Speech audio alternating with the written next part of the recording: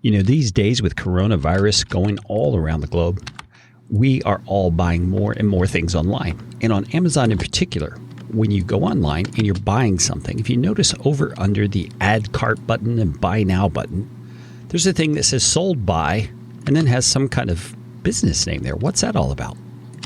Well, those are called Amazon private label sellers. They are people who source products maybe in China, although these days probably not, lots of different places, and then they resell it for a profit on Amazon. It's a crazy business model that actually works very, very well. And my guest today is somebody who has used that business model to build quite a life for himself.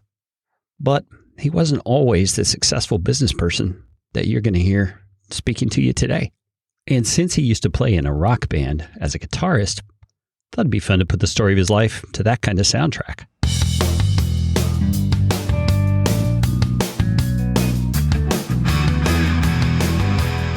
My childhood was great. I had a great father. I had a bunch of great friends. I have 3 friends that I grew up with that we always played baseball, basketball, whatever the season was, we were playing. You would say, like, on the outside looking in, I had a pretty okay family, but behind the door, I had some issues. I had some struggles. I had being, afraid that my mother wasn't going to be there when I get out of school because, she had been taken away to go to rehab and all of that stuff. So I did go through a lot growing up, but it also taught me a lot. And I don't look at that as like, oh my gosh, you should feel sorry for me or anything like that. I did learn a lot. I learned a lot about family, what I wanted. I understand mental illness. I sympathize with it because I know what it is. And, it's kind of shaped me to who I am today. So I really am grateful for what I have. It wasn't an easy road, but here I am. That is the voice of Scott Voelker. Scott is also the host of the podcast, The Amazing Seller. Scott's been a client of mine for a long time, and I've always appreciated Scott's story. In this special podcaster story episode of Podcastification, we're going to dig into Scott's story, and I want to let you know right up front, I experienced some technical issues that caused me to lose the first part of our conversation. So we're going to pick up Scott's story in a very difficult spot. But as you'll see, he hasn't let it faze him. He's the same old, everyday guy he's always been. You're really going to enjoy hearing Scott's story. Stick around for this special edition of Podcastification, another podcaster story.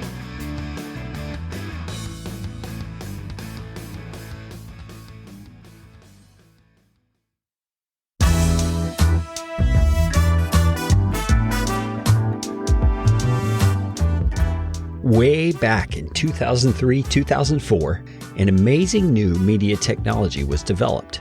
It was audio content that could be directly delivered to anyone who subscribed to it. And they called it a podcast. Since that time, podcasting technology has improved, and the number of shows have increased exponentially. In these special edition audio sessions of my show, Podcastification, I feature the stories of the people who have found success creating their own podcast. And I'm calling them Podcaster Stories. Just to give you a little idea what to expect for this episode of Podcaster Stories, I typically play around with these interviews a lot, and I pick out the spots that I feel are going to make the biggest impact, and that's what I share with you. But this conversation with Scott, man, it was something totally different. We had such a great time connecting, and his story is so rich with detail and with practical advice for anybody who's looking to start, well, practically anything. So I wanted to share the conversation with you in its entirety. So this is going to be more of a typical interview, which is really not my thing most of the time. But I think you're going to agree as you listen to this that Scott has some gems to share. Here you go. This is Scott's story. My mother was kind of in and out of rehabs. And my mother, though, I just want to clarify, she was a very loving woman, very caring, very open, very honest. It was her upbringing as well. I grew up, her parents owned a bar. Her father ended up committing suicide when I was 8 months in my mother's stomach. So that was a big blow for her and my father. And my father actually found him in the garage and And My goodness. yeah. So I know that's not how the episode here was supposed to start there, Carrie, but hey, why not just get right into it, right? You asked me how my childhood was, right? My childhood was great. I had a great father. I had a bunch of great friends. I have 3 friends that I grew up with that we always played baseball, basketball, whatever the season was we were playing. You would say, like, on the outside looking in, I had a pretty okay family, but behind the door, I had some issues. I had some struggles. I had being, afraid that my mother wasn't going to be there when I get out of school because, she had been taken away to go to rehab and all of that stuff. So I did go through a lot growing up, but it also taught me a lot. And I don't look at that as like, oh my gosh, you should feel sorry for me or anything like that. I did learn a lot. I learned a lot about family, what I wanted. I understand mental illness. I sympathize with it because I know what it is. And, it's kind of shaped me to who I am today. So I really am grateful for what I have. It wasn't an easy road, but here I am. My family has some alcoholism in my dad's side. Sure. And I've always been very intrigued, very curious about what do you think as a child growing up in that is the difference between a person who comes to a place like you did, where you're going to persevere and accomplish things in spite of it, as compared to a person who, for whatever reason, it drags them down and they feel victimized or like they can't rise above it. What do you think is the difference between those two kind of people? Yeah, no, it's an interesting question. I didn't feel... At times I probably did. I didn't really feel sorry for myself. I did have a very, very supportive father. Like, he was the backbone and he was always like my hero. Like, he was the guy that worked 3 jobs and he was raised with 9 brothers and sisters on a farm. Like, get out there, work hard and you'll do great. So I had that. And some people would say, well, did you turn away from alcohol then? Were you afraid of it? And I really wasn't. I dabbled with, drinking when I was in high school and stuff, but nothing crazy. And even to this day, I'll have a couple of beers on the weekend, but I'm not going to go get hammered. I just think that when someone is in that, you can't even understand what they're going through. Because a lot of times it's not that they're drinking just to drink because they want to get a buzz on. They're doing it because they're masking something. And yes, then it can turn into a habit. And then when it turns into a habit, then we have other issues because now your body's requiring it. But a lot of times you're trying to cover up certain things or numb them.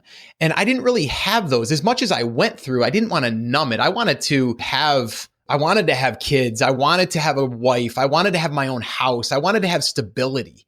And I think that was a big driver for me, is stability. And it is to this day. I mean, people would say, oh, Scott, you got everything made, you're great. And I'm like, I still have those fears and those things that I still want security. I still want stability. So I think just for me personally, I just wanted stability. And I think it's hard to understand and really put a finger on it. Like, what is the difference?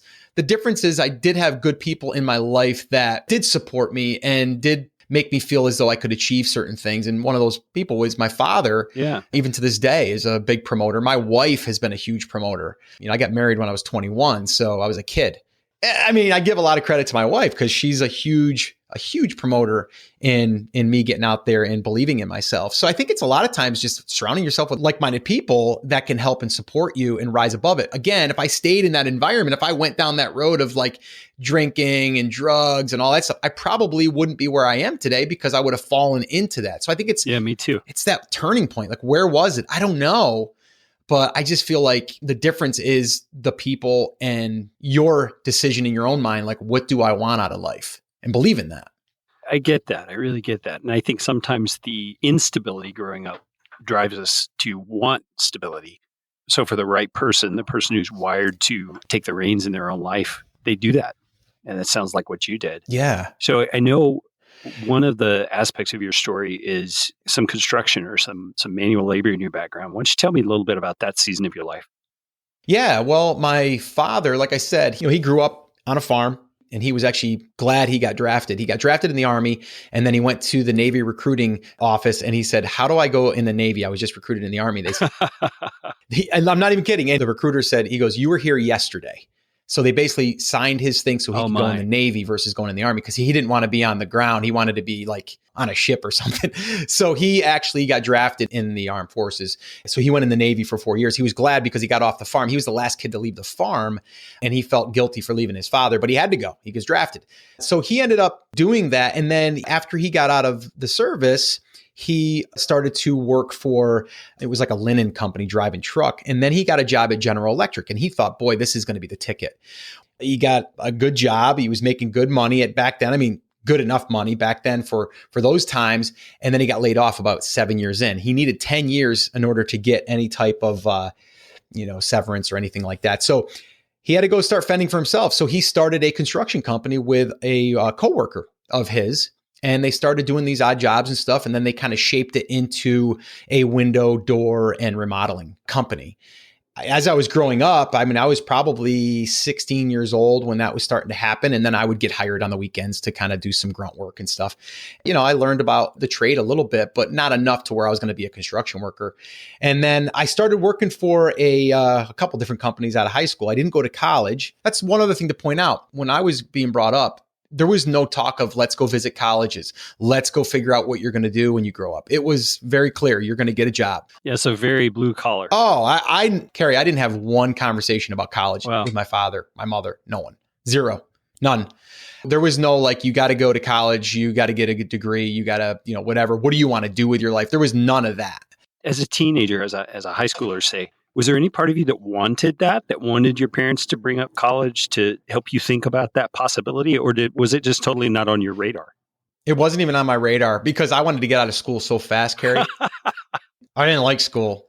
I was terrible at school. I was a C average. Wow. I could barely get by. I got by in history, which was one of my worst subjects. I got through that class because I just handed in all my homework. Yeah. I didn't do good on tests. I'm a terrible test taker. Even to this day, I'd get in a sweat if I had to take a test. Like, I'm just not a test guy. Even like doing podcasts and stuff, like I don't want to have a script that I follow or I'll screw up.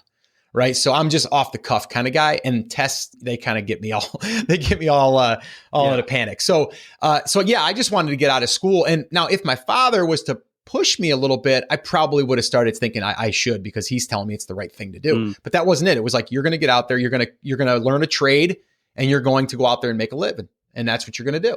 So, I didn't know what I was going to do. So I was working at a restaurant all the way through. And again, I mean, I was a pretty responsible kid. I was working at the age of 14 years old, dishes. And then I went to an ice cream place where I did ice cream. I made ice cream. Then I went to a deli, started cooking and making sandwiches and stuff. And that lady there, my manager, she introduced me to her husband, who was a pressman at a company called Quad Graphics. I don't know if you ever heard of Quad Graphics, but they print Golf Magazine, all the big People Magazine, all the big magazines. And there was one in our local area, and she was like, I could get him to have you, have an interview, and we can see where that leads you, and they'll train you. It's going to take probably 6 to 8 years to become a pressman. But if you become a pressman, you'll be making between, and this is back then, we're going back 20 plus years ago, like between $60,000 and $75,000 a year. And I'm like, yeah, sign me up. So I did that, and I hated it. Absolutely hated it. It was in basically it was in a factory with all these presses running, and I was the grunt guy. So I was at the bottom of the ladder. I had to basically stand there for 12 hours. It was 12-hour shifts, 7 at night to 7 in the morning. And I hated it. I literally hated it. So I ended up sticking it out for 9 months, and I said, you know what? I can't do this anymore. So I went back and flipped burgers for like $6 an hour. So 9 months was long enough for you to give birth to discontent. Yeah. But basically, that's what it was like. And I remember going to that parking lot, the lights were on, because I'd work at night, 7 at night to 7 in the morning. And it was just awful. I felt like I feel sick to my stomach. It was just awful. So then I had a girlfriend at the time that her mother worked at the cable company. And she said, they're hiring installers. I go, all right, give me an interview. Got me an interview. They signed me up. I was making $6.25 an hour. And I'm like, okay, this is great. Not great money, but I can go out there. They give me my work orders. I'm out on my own. No one's looking over my shoulder. Beautiful. I loved it. So for about a year, I was doing that. And then my father finally sat me down. He goes, hey, we're going to be expanding our business. We need someone. Would you want to come to work for us? And he's like, I'll tell you what, you're making $6.25. I'll pay you $7 an hour to come. I'm like, okay, it sounds like a great deal. And I'm going to learn a trade. And who knows, maybe one day I'll own the company. So long story short, that's kind of how I got into the construction world. And, once I got in there, we started to build the company. We built it from, it was probably doing, I don't know, a few $100,000 a year in revenue. So, he was making an okay living. I mean, probably 50,000 a year. And we grew that into a business that was generating over $2 million a year. We grew it to, we had about 16 to 18 employees. I was in charge of basically all of the crews. So I worked myself up from a guy that didn't even really know how to read a tape measure to, running these crews and really being able to build a house, from scratch. So it was pretty interesting. And I thought I was going to own that company. I mean, my father was telling me, his partner was telling me, and then before you know it, we got his family members getting involved. And then all of a sudden we get arguments, and I could see the writing on the wall. This was not going to be where I was probably going to end up. But now what do I do? Right? Well, that brings up a great question. Back in the time when you tried the role as a pressman and you hated it, you moved to burgers. Now this time you're in the construction job. It's not panning out like you're thinking. What's going on inside? What are you feeling? Is there any kind of sense of hopelessness? Like, man, am I ever going to get the thing that I'm supposed to do? To be honest with you, I felt kind of like a failure in a sense that, I should have gotten an education. What am I going to be able to do? All I know what to do is construction. I can go out there and do my own work. I can find my own work. I can even go work for one of our competitors if I wanted to. But I was gone all the time. And at this time, I had a 3-year-old daughter when I was starting to think to myself, this isn't probably going to work. And, had a family now, you know what I mean? And I was missing because I was the dedicated worker. Like, we'd have workers that would come in at 8 and they'd be gone at 4. Scott's there at 6 getting the job orders ready. And then Scott's leaving at 8 o'clock because the job's got to get finished because we're depending on that check to get payroll paid at the end of the week. So I was working 60 plus hours a week. That was my deal. And, I didn't think anything of it at the time.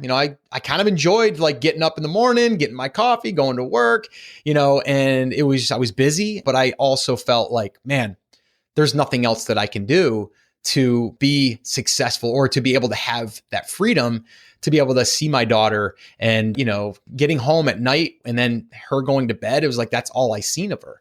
So I just knew there had to be a better way, but I felt hopeless, to be honest with you. I felt like, what the heck am I going to do? I just probably wasted 6 years of my life when I should have gotten an education. I should have did something that I could fall back on. And I felt kind of down on myself and kind of like I was not that smart of a guy, to be honest with you. I felt kind of like a little bit of a loser. I'm like, what the heck am I doing? There's a great question to follow up there, but I first want to tell you that one of the things I've always enjoyed about your story and about working with you is that you're just a regular guy. You don't have any pretension. You don't have any sense of, I'm better than you, or I know better in this, or you're humble, you're ready, you're willing to learn. And I think that has served you very well. So launching from that, you're at this hopeless point with the construction. You don't think you're really going to take over. Where did the idea of creating your own business come from? Because I know there was photography business and all kind of stuff. So where did that come from? Well, I've always wanted to own my own business because I'm like, you know what? If I can own my own business, then I can call the shots. And if I want to make more money, it's up to me to make that happen. I don't have to like deal with my father's partner and deal with, their family and all the employees that went along with it. And I'm like, so it's got to be a better way. But I've always wanted that. And even when I was working for my father, I was always dabbling in stuff, right? Like my wife and I, we would do craft fairs. We would make these melting pots where her mother was in ceramics. So her mother had a whole ceramic studio. So my wife was, making these melting pots. And at the time they were pretty popular. You put these little tarts in there, you put a little tea light candle and then we burn and women loved them. And we'd go to craft fairs. She'd spend like 2 weeks making these things and then we'd sell them on a weekend and we might make $150. We're like, yeah, that was awesome. Look at that. We made an extra $150. So we didn't know how we were going to scale that. We didn't even know what scaling meant. But it got us excited about what could happen if we actually did something. My wife's very smart. She went to 2 years college, then she had a great job offer. Her father got her into Niagara Mohawk, and she was making like $40,000 a year when I met her. And she's 5 years older than me.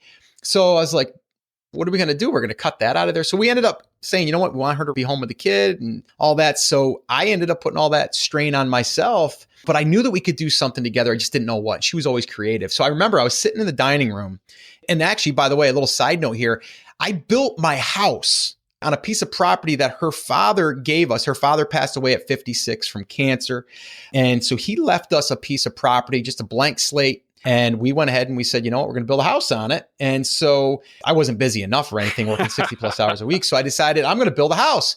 So I did. And in 11 months, I built that house that I raised my family in for 17 years. So I did that on the side. So when people say, Scott, I don't have time. I'm like, don't give me that. I was out working on my house at 11 o'clock at night, finishing up tile while, I had to go to work the next morning at 5:30, 6 o'clock. You don't say that with any kind of chip on your shoulder. You just say it to say there's really are no excuses. Yeah. Even when I was building my online businesses, which we'll get into, I would stay up late at night, wee hours in the morning. Sometimes the sun would be coming up, or you know what I mean? Like I would pull an all-nighter because that's the only time I had, but I wanted it so bad. And I was really excited about what we were doing. But, we had taken our 23-year-old now, but at the time she was like 3 or 4.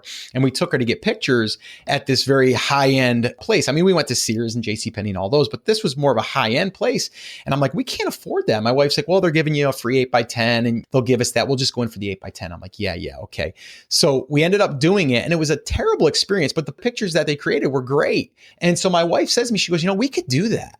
And I'm like, do you know anything about photography? And she's like, well, I know composition. I know how to set up a good shot. I'm like, yeah, there's a lot more that goes to that. And don't you need to go to college for that? She's like, no, I don't think so. So she said, why don't I just try this on the side and you can, help me kind of figure out the mechanics behind it. I'm like, okay, can't hurt. So that's what we did. We put a little ad in the Penny Saver. We said we would do a session for like $25 or something. We went down to our local lab. We got a camera, we got a lens, we got a background, we got a lighting kit. We spent about $3,500, $4,000 on this equipment that I didn't have the money for, by the way. I put it on a credit card. And we bought some books. YouTube wasn't even really happening then. It wasn't really like you can go there and figure out how to be a photographer. And we read a lot of books. And I didn't like reading either, by the way, but I read those books and I learned.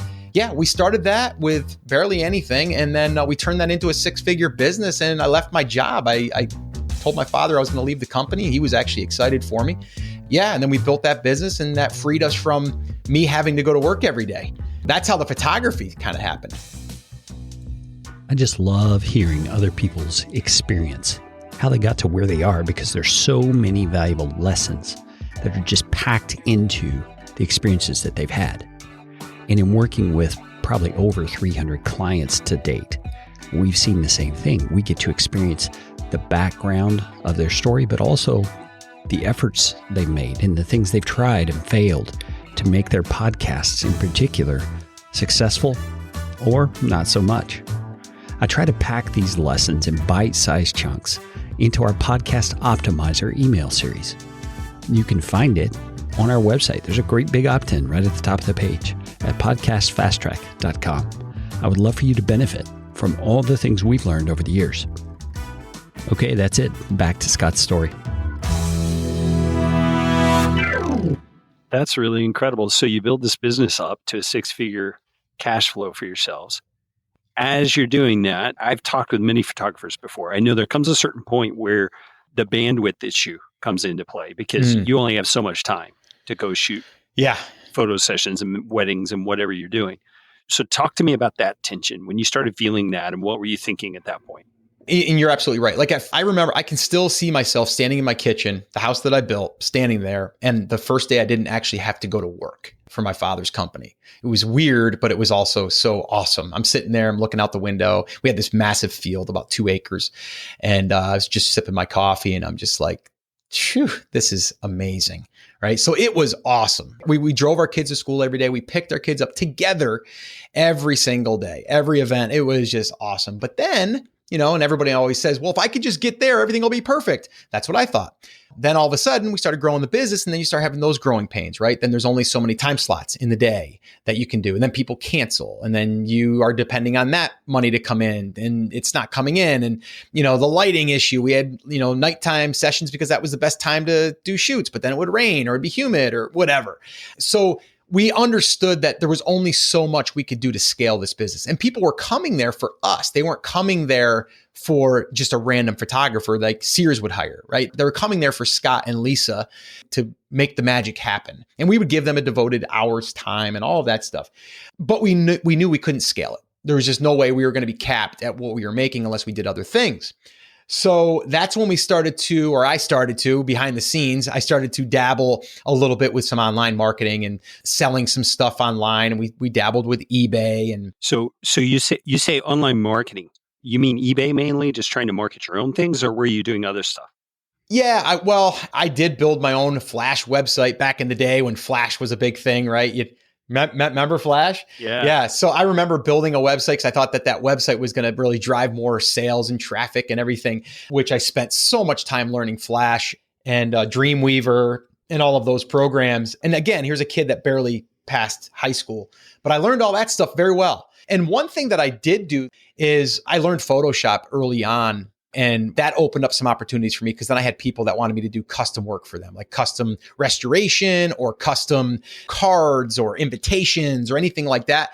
Once I started to see other people making money online, I'm like, how can I get into this game? Like, this is kind of like passive income in a sense. So that's where I started selling my digital templates on eBay. And that's where my eyes got opened up pretty quickly. And I said, how the heck can I get more of this? Because this is scalable. Yeah. So hang on, digital templates. Tell me what that's all about. I'm not sure I understand what you were selling. All right. So at first, it was like we were creating these Christmas cards and holiday cards, Easter cards for our clients. And I would spend an hour and a half custom designing these cards so they can put their picture in it. Nowadays, you go to, Snapfish or Walmart, wherever, and they have a whole bunch of them already pre-built. So back then, they didn't really have a lot built. So I would customize these tailored just for those people. Have, 3 pictures in one picture, 2 pictures, whatever. And I would design them and then I would sell them to my client for an extra $75, which was nice. But then I would go and I would list these templates where other photographers could take those and then just use them in their business. And that's where I started selling like a digital item, but it was really on a CD or a DVD.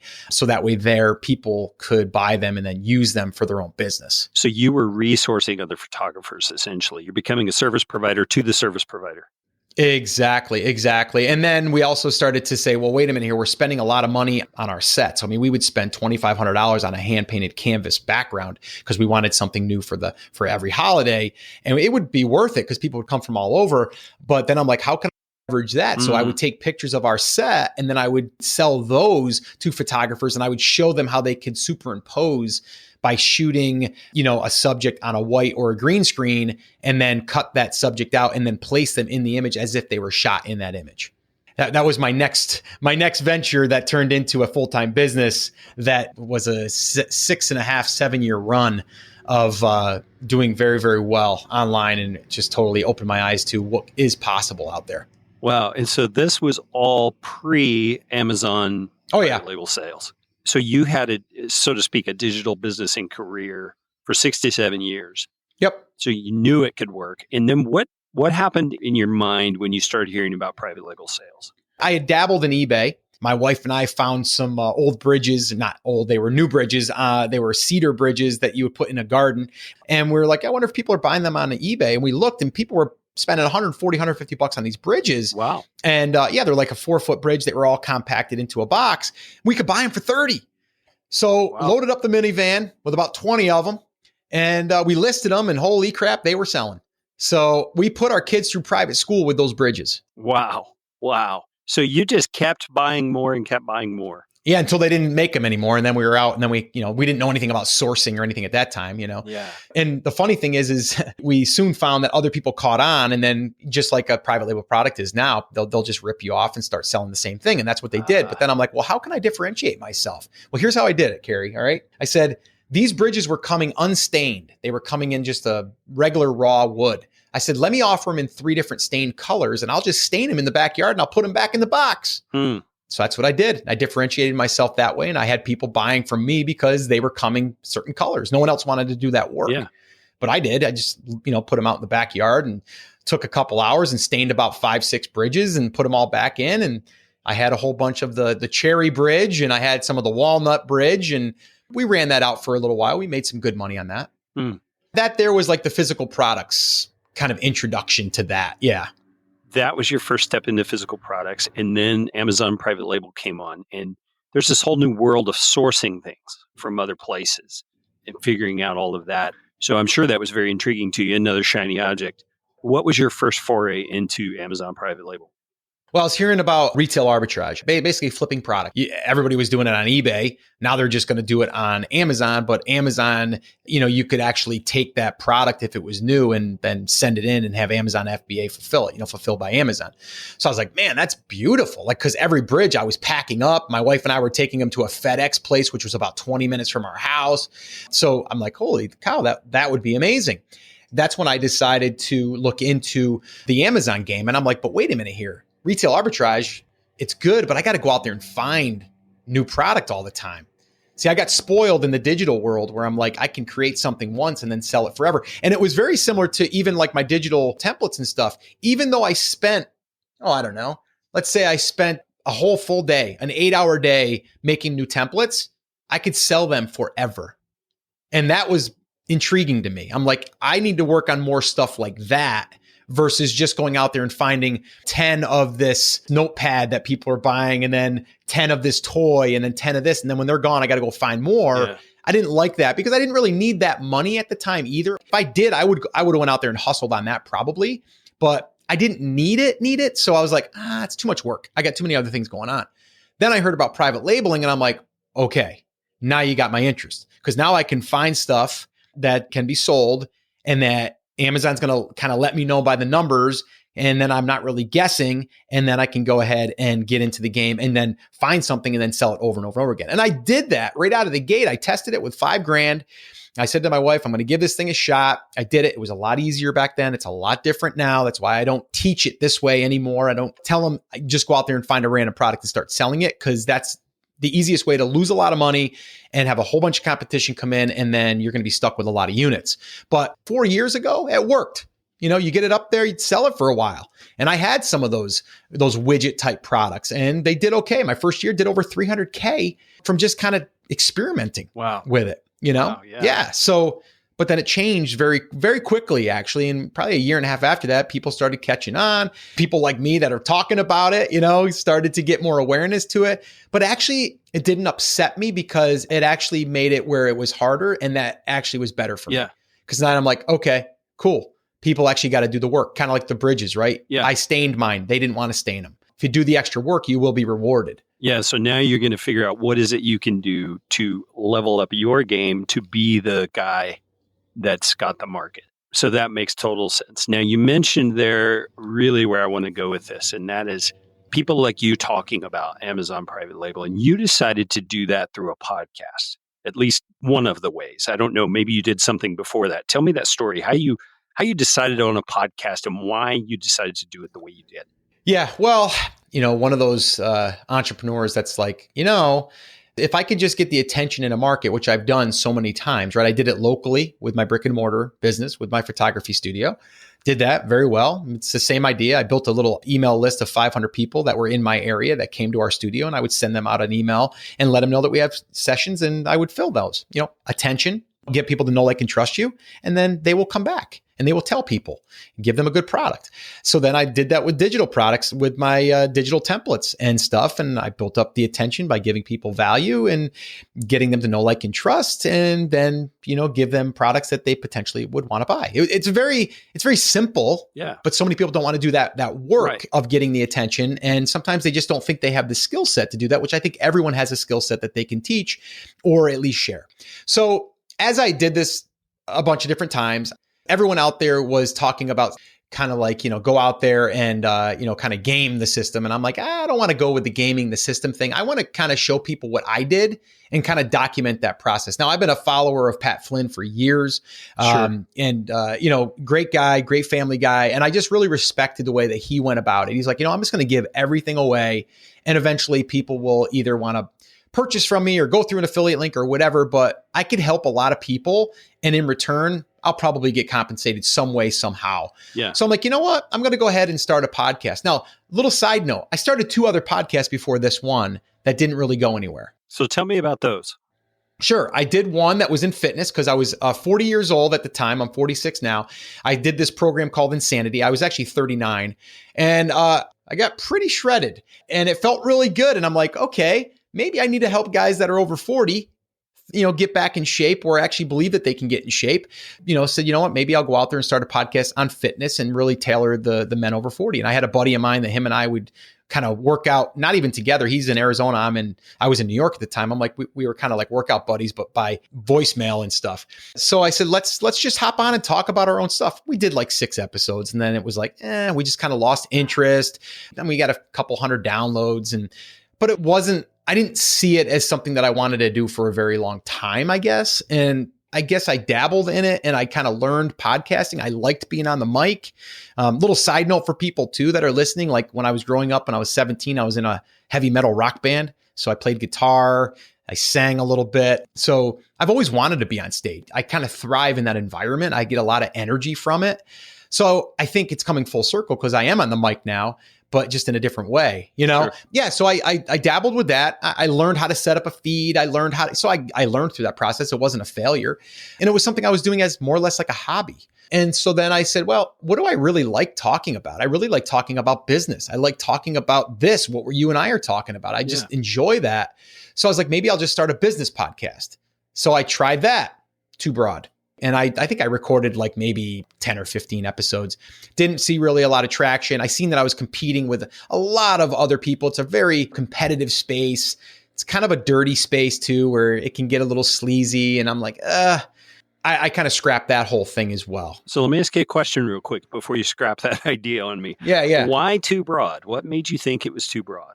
It was trying to get any business, right? It was like, oh, you got a business over here. You're a chiropractor. Let me help you. Oh, you're a, someone that sells dog training lessons. Let me help you. So it was too broad in that. I think today I could do that. I think I could do it. But what I have found is if you can niche down in the beginning, you're going to have a much greater chance of standing out. And that's what I did here. And that's kind of what I seen because I was going through this in my head. This is kind of how I had the idea to start the podcast that I've been doing now for 4 years. It was the idea of I'm trying to learn this Amazon stuff more. I can't really find any good content that doesn't feel like it's a sales pitch every single second. And I think where I turn, there's like an episode here, but then they don't talk about that on a regular basis. And then there's an episode here, but they don't talk about it on a regular basis. So I'm like, you know what? Maybe I should just have a podcast that's about selling products on Amazon, which kind of came back to bite me a little bit. We could talk about that in a minute, but it did give me the attention that I have now, which now allows me to do some of the things that I'm doing now, which is pretty cool. But if I didn't niche down, it might have been a lot harder. I might not be sitting here talking to you today. Yeah. As I look at your journey and just the part that I've been privileged enough to see, you launched your show right when the craze about Amazon private label was beginning, in my view. I mean, it may have been rolling already, but it seems like the timing was just perfect. Talk to me about timing. What does that play into the success of a show like yours has been? It is like important, but in the same breath, like you can't really plan timing.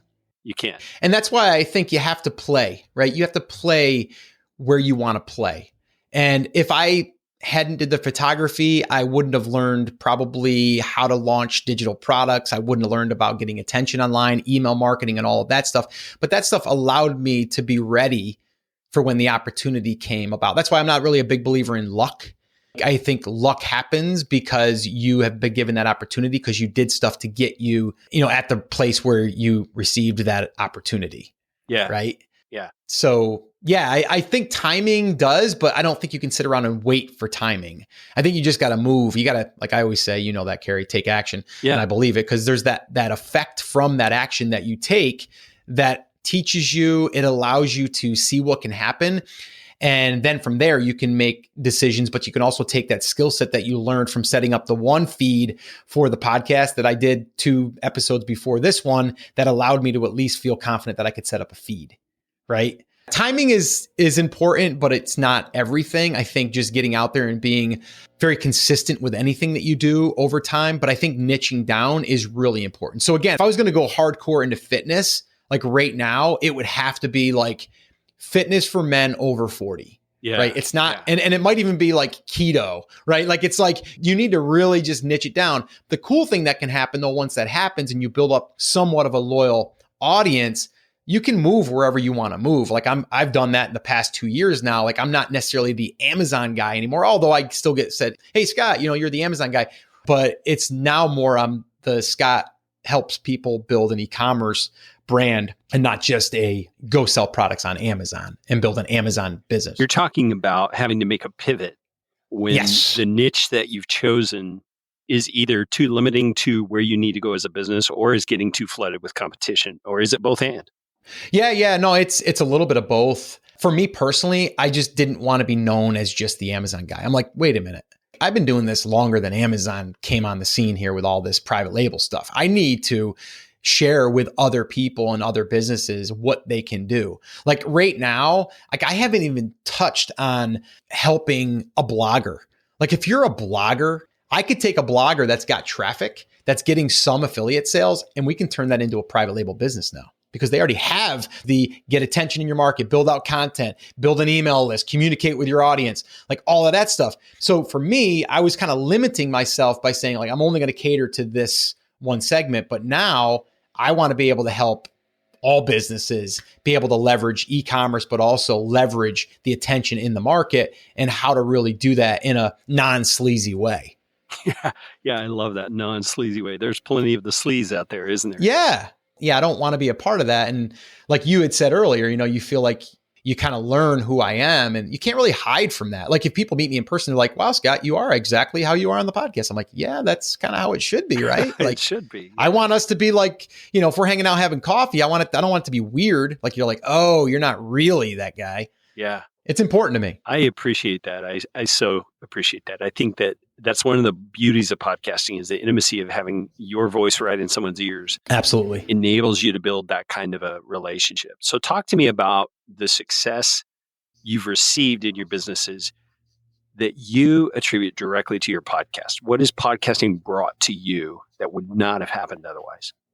Wow. Yeah, there's a lot. The audience, first and foremost, like my listeners, the people that have stuck with me, even through the pivot, because as I did pivot, I did lose some listeners because they just wanted all strategy and tactics. But the hardcore listeners, like they're there and I appreciate them so much.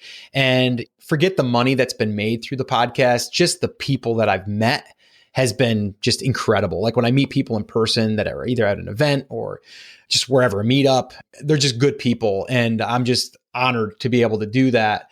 And like you said, having people listen to you, like some people say they binge listened on a 12-hour flight. That's a lot of Scott in your earbuds, right? But you can't help but not know me now. Yeah. Right. Yeah. And so there's such a deep bond and a connection through a podcast, even more so than a YouTube video. Because YouTube, the average view time is like 5 to 7 minutes is retention. But as far as like normal, it's like 15 seconds. If you don't have something that I'm interested in, I'm gone. Yeah. But on a podcast, you're kind of away from all the distractions. You're committing to a 20 or a 30-minute podcast episode, or sometimes even longer. And you develop a know, like, and trust very, very deeply. And then it becomes easy when you want to, sell something or offer something, or have people rally around you or support you in your next pivot or whatever, right? The success really is also meeting other people in this space that I really enjoy and I like. I mean, right now we're doing a show called The 5-Minute Pitch. And that was done because I was at Steve Chu's event speaking, and him, myself, Mike Jackness, and Greg Mercer were having dinner, and we're like, we should do a show like Shark Tank. And we're not making any money with that show, like zero. We're raising money through sponsorships. And we're going to give away a $50,000 prize to the winner, but we're doing it because we enjoy it and it's fun. And yes, will things come from it? Probably. I don't know what it is right now, but there will probably be some benefits that come through with it. But right now, there's no monetization strategy in play there. But for me, moving forward, and even what's gotten to me to where I am now, it's just really about how can I continue to help people, but also not feel like I have to only talk about one specific thing. I have so much more to offer, and I have to believe in that myself. You know what I mean? Like I have to say, like, listen, Scott, yes, you are good at helping people get their market selected and then launch a product. Yes. Okay, give yourself credit, but I can also help people get out of their own way. You know what I mean? I can help people get moving, or people that don't want to start, get them to start. And then they started, now they're seeing success and they're like, holy crap, if I never did that. Yeah. Has positive things happen financially, of course, but that's with anything. I mean, you could go back in my digital products brand with, the photography stuff. I mean, that was very successful. I'm very grateful for those times, but it led me to where I am now. Yeah. And your podcasting also very closely related to that audience has enabled you to do more intentional, more purposeful things with people. I know you've hosted some events across the country at various times and things like that. Talk to me about that and how that flowed out of the podcast. Yeah, well, you had people saying like, "Are you doing any meetups? Are you, are you ever going to do a workshop? Are you ever, So that it was kind of like people asking for it, and I'm like, well, maybe I should do it. I get really excited about being in a room live with people in person and getting that immediate response or the immediate questions and the energy. So if I'm going to travel to a city and I'm like, I want to meet people that are listeners that can't necessarily come here or whatever, right? So I'll go there, I'll do a free one. We'll spend 3-4 hours together at a coffee shop and we'll have 30-40 people show up.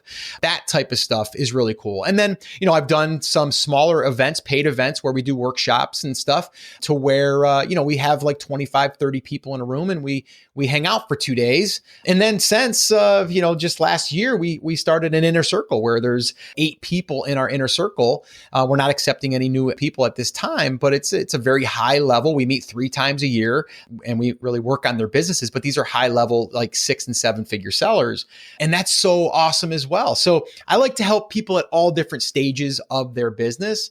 And for me to be able to work side by side in an environment for like 2 days straight is like really awesome. And I'm looking forward to doing more of that in the near future. One of my newest business ventures is I just purchased a lake house and I'm turning it into an Airbnb, a luxury Airbnb. Yeah. And I am going to use that as my inner circle meeting location. And I'm going to do some 2-day workshops there, small, very small, like 5 people tops.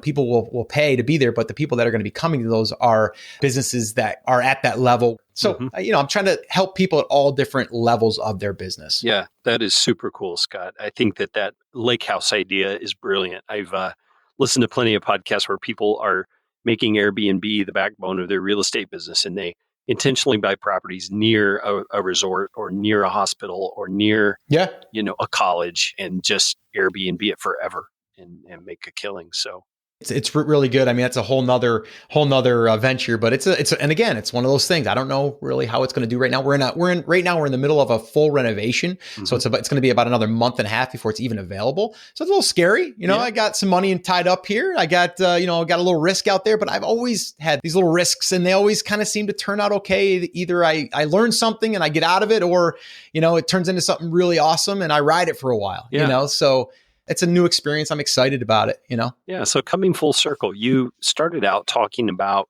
growing up in a home where your mother was an alcoholic and it pushed you toward this desire for security and stability. And now here you are, you've still got projects in the works that aren't exactly secure. There's some risk involved. There's some things that aren't the same. How is the Scott today different than the Scott back then in terms of how you deal with the insecurity and the instability? Yeah, well, I still have to kind of talk to myself. Yeah. I still have to remind myself that, these are normal and they're just at a different level. It's like I'm putting on talk about events. I'm putting on an event coming up this September. We're going to have 250 people in a room and we're going to do a full-fledged event. A little nervous about it, to be honest with you, right? It's like it's a whole new thing and, risky, but I've got a great team around me and I've got great people in my life, including my wife and my family. And they just continue to support me and, keep telling me that what I'm doing is what I'm supposed to be doing and making me a believer in myself. So that's why I think it's really important that you do have people in your life that help you and not pull you down. I'm a big believer in that. But the different Scott today is that I've been down the road where I've been insecure. I've been, unsure. And that's when I really have to just press and go forward because I know that on the other side, there's probably something great that's going to come from it. So it's just a lot of going through it and then seeing what comes out at the other end and then saying like, okay, well, we'll figure it out when we get to that stage, but let's not overthink this thing right now. And that sounds like great advice for anybody who's thinking of starting something new, starting a business venture, starting a podcast. Don't overthink it. Just as you love to say, Scott, take action. Yeah. Everyone wants to make sure that they're going to be protected. I mean, that's what our nature is, right? It's like we want to protect ourselves. It's our built-in, security blanket, if you will, right? Like we want that. But it doesn't mean it always has to be like, yes, you don't want to say, I'm going to jump off that cliff and I hope I make it to the other side. A little too risky. But if you're like, if I do this thing and it doesn't work out, what's the worst case? Oh, I will lose $3,000 on money that I had set aside to go on a vacation. Well, that's not the end of the world, right? You didn't lose your house. I wouldn't advise that. So you gotta see really what's the worst that's going to happen. And then the other thing you have to ask yourself is, what if I don't do it? What could have happened that won't happen now, or even have a chance to happen if I don't do it? I'll be stuck in this 9-to-5 job, or I'll be, still in the construction field when I know that I should be out there helping people because I can feel that that's my calling, right? You got to understand that there's risk at anything that you do. It's just a matter of what is the risk and are you willing to take on that risk? And in most cases, it's not as bad as you really think it is. Yeah. Oh, I love that. That's a great place to end. Scott, I so appreciate you sharing a little more of your story than I knew before, and a little more of how you got to where you are. I can see where that take action attitude has come from. That's for sure. I appreciate you having me, Carrie, and I appreciate you and everything that you've done to really. I look at you're part of the TAS team because you've helped us get the podcast out there, our show notes, our all of the different components, and you've done a really great job at helping us do that. So I want to thank you personally here and let you know that myself and my team, we totally appreciate you and you helping us get the word out. Well, that is appreciated very much. We love working with people who are doing great things, and you are among those.